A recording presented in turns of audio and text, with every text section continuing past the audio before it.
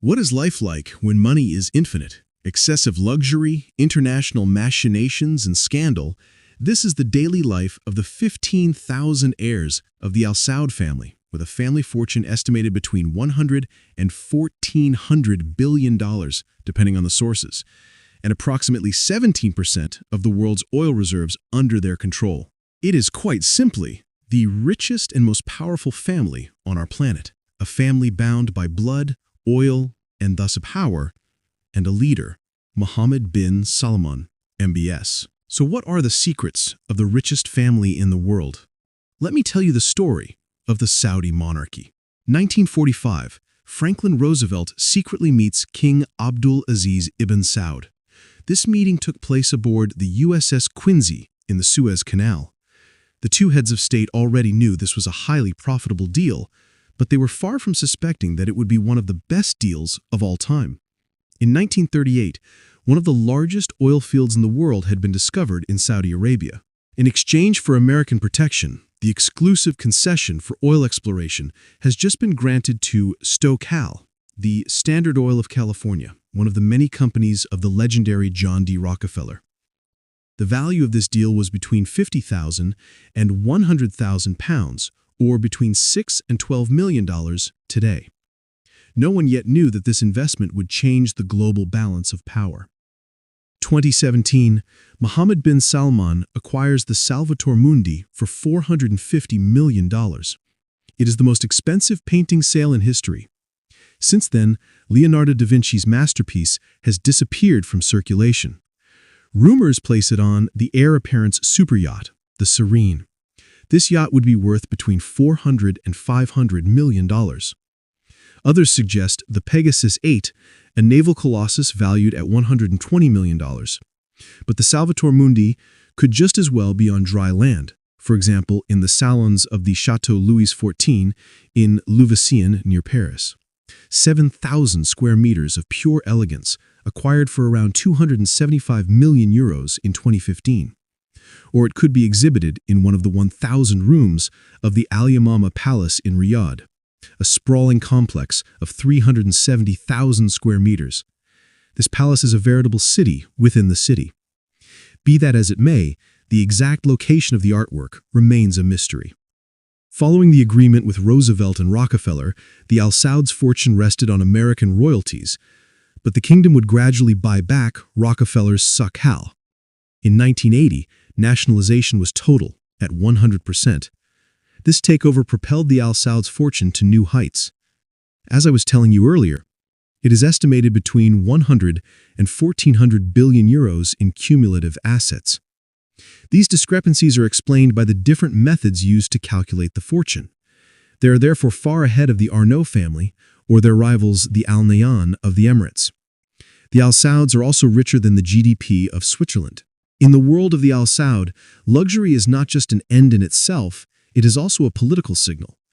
The display of wealth is a demonstration of power and, above all, influence. When King Salman visited Washington, D.C., he reserved the entire Four Seasons, 222 rooms. Too bad for the guests already there. They would be relocated to other hotels. Alongside the king was his court. 600 people from his entourage made the trip.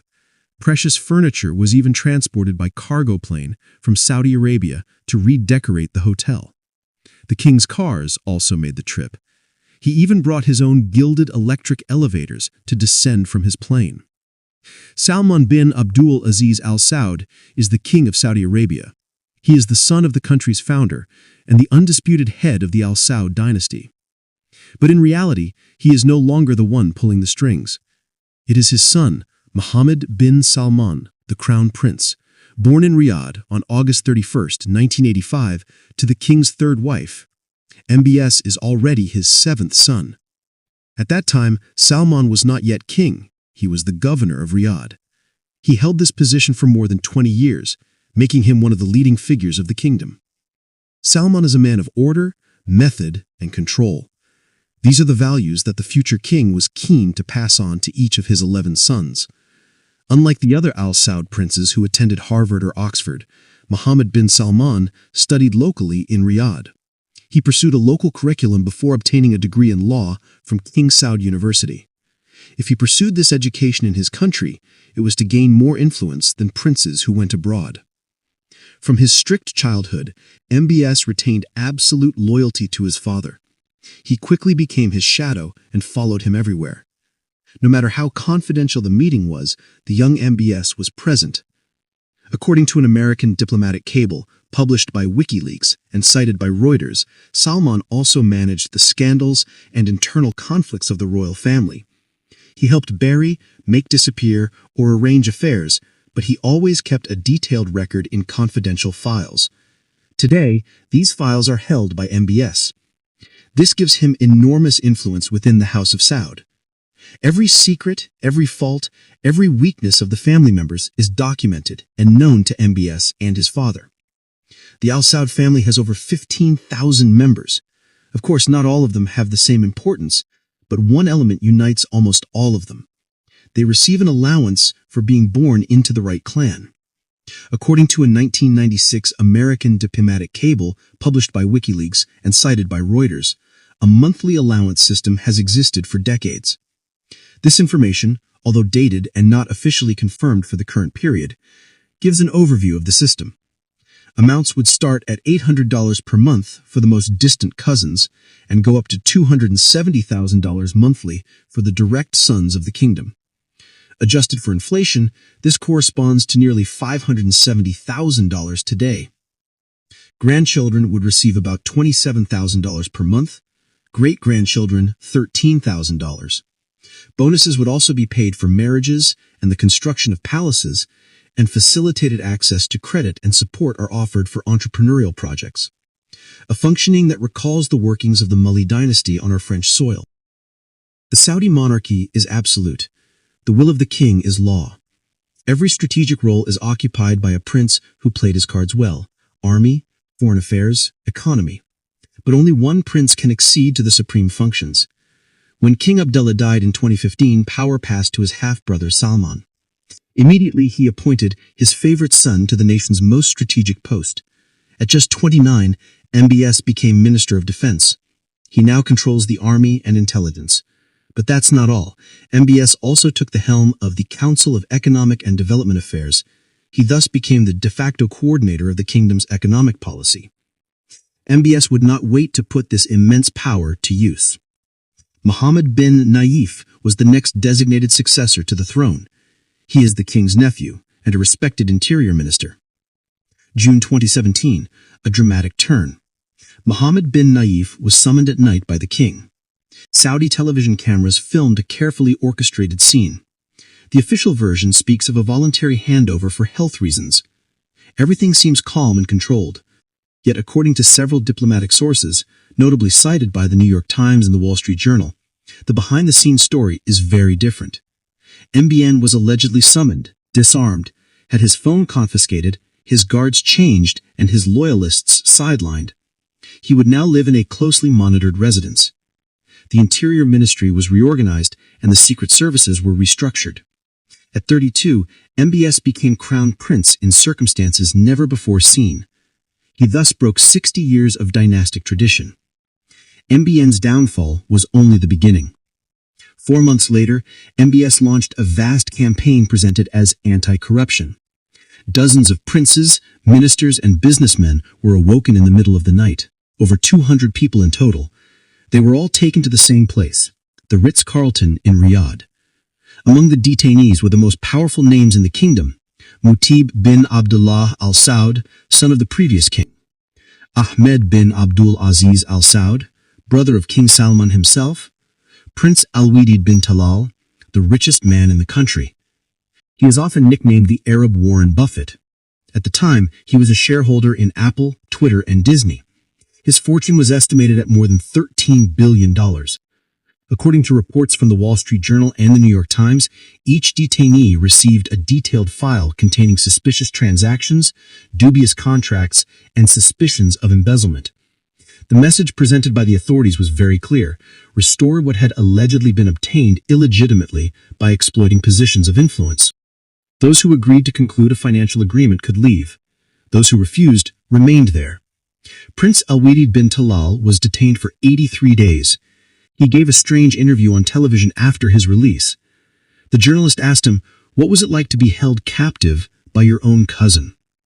Al-Walid replied with a smile, "My relationship now with Prince Mohammed bin Salman is as strong as before, if not stronger." In total, according to the Saudi authorities and international media, more than $100 billion was returned to the state in cash, company shares, or real estate. The authorities presented the operation as a necessary fight against endemic corruption. 15,000 miles to feed, 15,000 princes and princesses living off oil rent, billions and billions diverted for decades. But several international analysts also interpreted the event as a consolidation of power by MBS. According to the press, some detainees never left the Ritz-Carlton. Reports from the Wall Street Journal mention cases of mistreatment. Cool. But the Saudi government has always contested these allegations. At the end of this massive operation, the Al Saud dynasty was no longer the same. It was the end of the traditional balances between the different branches. All power is now concentrated in the hands of one man. After destabilizing the kingdom's elite, MBS did something rather surprising. According to sources reported by Bloomberg in 2018, he increased the allowances of certain family members by 50%. The message is very clear. Betrayal is costly, loyalty is too. Beyond the power games, there is the source of power, what makes the Al Saud the richest family in the world. The oil company Aramco. It is a direct descendant of Rockefeller Standard Oil. Its market capitalization is approximately $1,600 billion in the fall of 2025. By comparison, Total Energies is worth barely $133 billion. According to the latest annual report published in 2025, the company generated a net profit of $106 billion in 2024. By comparison, all CAC 40 companies combined generated $131 billion in the same year. It is estimated that the reserves controlled by Aramco represent over 250 billion barrels of oil. Aramco could cover almost 7 years of world consumption with its reserves alone. The Al Saud produce up to 12 million barrels per day. Cost of extracting a barrel? The price of a metro ticket in Paris. This same barrel then sells for $62 at the time of recording this video.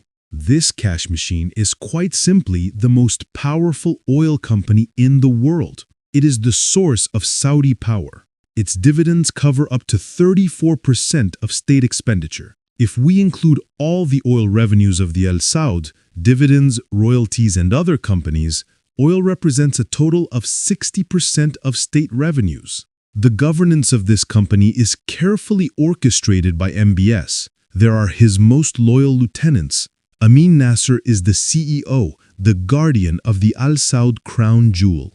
With 11% of the global market share, Aramco allows the family to weigh in on OPEC decisions. It adjusts its production according to its needs and to support prices. Sometimes the Al Saud use oil as a tool of pressure. This allows them to weigh in on the major strategic decisions of other countries, particularly Western countries that rely heavily on oil. In other words, Aramco plays the role of a backup producer or a swing producer, a role that gives the family a unique geopolitical power in the world, especially since the war in Ukraine in 2022, which disrupted the global energy balance. Aramco did not join Western sanctions against Russia without openly supporting it. In 2023, it signed a deal with Ukraine for $400 million in humanitarian aid and oil-derived products, a strategy that strengthened the geopolitical influence of the Al Saud in a context of energy crisis. But this concentration of wealth and power in the hands of one man comes at a price. MBS's governance is the subject of numerous international criticisms. They are widely documented by independent organizations, recognized media, and agencies affiliated with the UN. Several international observers note an intensification of internal repression parallel to the consolidation of power. In 2015, MBS launched a military intervention in Yemen without prior consultation with American allies. The UN documents several thousands of civilian casualties in the ensuing conflict. In November 2017, the Lebanese Prime Minister Saad Hariri was allegedly detained in Riyadh and forced to announce his resignation on Saudi television.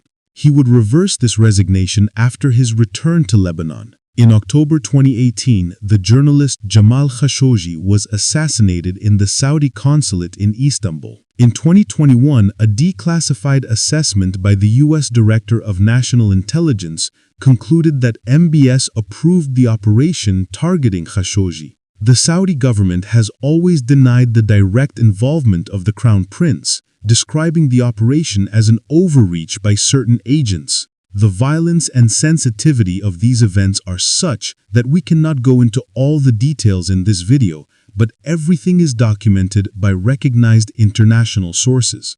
Parallel to these controversies, MBS is deploying an international communication strategy of unprecedented scale. This strategy rests on three pillars: sport, entertainment, and social reforms. 2023, Al Nassr Club, owned by the Saudi Sovereign Fund, recruits Cristiano Ronaldo for $200 million per year, the biggest contract in football history. The arrival of the Portuguese star in Riyadh generated worldwide media coverage. 2024, the Esports World Cup takes place in Riyadh. MBS is a big fan of video games. In September 2025, the Saudi Sovereign Fund even bought EA Sports for $55 billion. Alongside Jared Kushner, Donald Trump's son-in-law, the country now hosts golf tournaments, its Formula One Grand Prix, giant boxing matches, and tennis. The biggest names in sport perform in Riyadh. The objective is very clear: to associate Saudi Arabia with entertainment, technology, and high-level sport rather than controversies. This approach is described by many international observers as sports washing, the use of sport to improve the country's image. MBS is also deploying social reforms that are part of this strategy. He dissolved the Mupawa, the religious police, who for decades had the power to arrest citizens for violating morals. In 2018, he also gave women the right to drive. With this change, he ended a ban that made Saudi Arabia the last country in the world to forbid it. He reopened cinemas across the country after 35 years of prohibition. He also organizes concerts and international festivals with globally known artists. Gender mixing is gradually becoming established in public places. These transformations generated largely positive international media coverage. During his American tour in 2018, MBS was welcomed as an essential personality. At the heart of this transformation is Vision 2030, a strategic plan to diversify the Saudi economy, reduce dependence on oil, and develop new sectors: technology, tourism, entertainment. The envisaged solution: partially privatize Aramco, invest massively in new sectors, and position the kingdom as a technological and tourist hub. In Norway, another oil-producing country, they decided to create a massive sovereign fund that invests worldwide. To find out more, I made a complete video on the subject. Saudi Arabia also has its own sovereign fund, the Public Investment Fund, PIF, created in 1971, well before Norway's is. It is now headed by Crown Prince MBS. Its value is $925 billion in assets under management, according to Reuters in March 2024. Approximately 16% of Aramco shares have been transferred to the PIF. This represents about $250 billion. The rest of the assets are invested globally in the Saudi economy to support innovation and diversification, but also in companies such as Blackstone and Uber. But the real project on which MBS is betting is Neom, a country within a country in the middle of the desert. Its area is equivalent to Belgium. Announced budget $500 billion by 2030 and $8,800 billion by 2080. Flying taxis, robot butlers, artificial moon, NEOM is presented as a cyberpunk project worthy of the greatest science fiction films. At the heart of NEOM is the Line, a linear city 170 kilometers long, entirely pedestrian, 100% powered by renewable energy. Planned capacity 9 million inhabitants. The communication around NEOM and the Line is meticulous. Spectacular videos, futuristic 3D renderings, and extremely audacious technological promises. However, several obstacles have arisen. In May 2024, Bloomberg reported that the goals for 2030 had considerably been reduced for the Line. Only 2.4 kilometers have been built instead of the promised 170. The target population has been reduced from 9 million to 300,000. Saudi officials publicly contested this information, asserting that the scale of the project has not changed. But costs already exceed initial forecasts. On the human level, working conditions are subject to criticism documented by the Wall Street Journal and several NGOs. Around 100,000 foreign workers are working on construction sites, often in very difficult conditions. Cases of abuse have been reported, although precise figures for victims are not independently verified. Local populations, particularly the Huwaita tribes, were displaced in 2020 according to independent reports. A fatal incident allegedly occurred during an evacuation operation. On the environmental front, questions also arise. The project involves the destruction of mangroves, the massive use of water in an arid region, and the concreting of very fragile desert ecosystems. Around 90% of Saudi water comes from desalination, a process that is very energy intensive. At COP28, Saudi Arabia presented NEOM as a model for sustainable development, but according to several international media, behind the scenes, the kingdom opposes binding commitments on phasing out fossil fuel. Behind the scenes, the kingdom opposes binding commitments on phasing out fossil fuels. A Saudi minister declared that climate agreements constitute an à la carte menu rather than obligations. The last weapon in MBS's strategy is the control of online communication. Saudi Arabia has the largest population of X-users in the Middle East. 2/3 of the population are under 30. According to several investigations by the New York Times and cybersecurity researchers, an online influence operation was allegedly established, nicknamed the Army of Flies by its critics. This strategy allegedly uses hundreds of thousands of automated accounts to amplify pro-government messages. Thus, an activist can receive hundreds of negative responses in a few hours to give an impression of rejection. As you will have understood, life in the richest family in the world is not without its challenges. On the one hand, there is extraordinary luxury, yachts, castles, paintings, the royal allowance. On the other, the constraints of power, a system where loyalty is rewarded and dissent is severely punished. 15,000 members, one master. The whole world is watching because the Al Saud are not just a family, they are the guardians of approximately 17% of the world's proven oil reserves, according to OPEC. But history has taught us one thing: no dynasty is eternal. Apart from perhaps the greatest financial dynasty in history, the Rothschilds. To discover their story, encompassing banking, scandal, and untold wealth,